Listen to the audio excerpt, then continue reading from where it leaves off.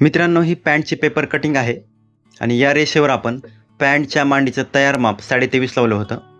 आता आपण काय करणार आहोत, पॅन्ट शिवल्यानंतर ते 23.5 कशा पद्धतीने भरतंय त्याचं कॅल्क्युलेशन जाणून घेणार आहोत.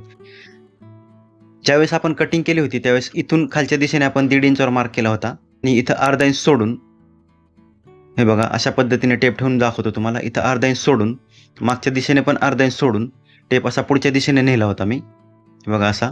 आणि जिथं 23.5 भरतंय, जे तयार माप हवं होतं त्या जागेवर आपण ही मार्किंग केली होती. आणि ही पुढे जे रेड लाईनमध्ये दिसतंय ती आपली एक्स्ट्रा मार्जिन आहे.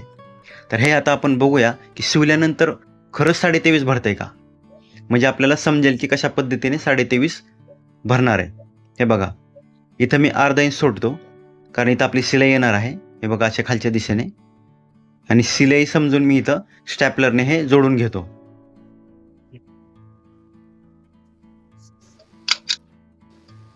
मी हे स्टॅपलर मारून घेतो. तोपर्यंत तुम्ही काय करा, चॅनलला सबस्क्राईब केलं नसेल सबस्क्राईब करा, लाईक करा, शेअर करा. इथं मी स्टॅपलर करून झालेलं आहे, म्हणजे ही शिलाई झालेली आहे. आता आपण काय करूया, ह्याला ओपन करूया. हे बघा शिवल्यानंतर असाच फ्रंट होतो. हा एकाच साईडचा फ्रंट आहे, असे 2 फ्रंट होतात.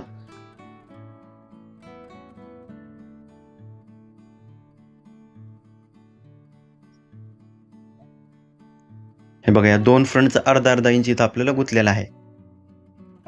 त्यानंतर हे बघा इथं जे अर्धा इंचाचा मार्क आहे, हे बघा हे अर्धा इंचाचं मार्क उचलायचं आहे या फ्रंटचं आणि आता आपल्या पुढच्या फ्रंटला लावायचं आहे. म्हणजे थोडक्यात आपण शिलाईच करणार आहोत. हे बघा ही जी मार्क केलेली रेषा होती 23.5 वर, त्याच्यावर अशा पद्धतीने आपल्याला ठेवायचं आहे अर्धा इंचाचं मार्क.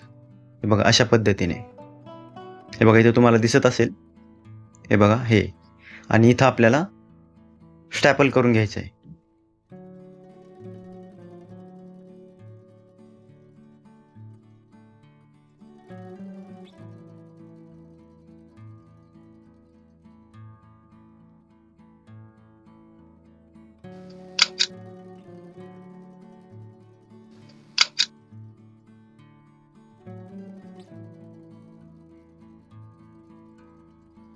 हे बघा याला स्टॅपल केल्यानंतर बॅक फ्रंट आणि टॉप फ्रंट अशा पद्धतीने आपला शिलाई होतो.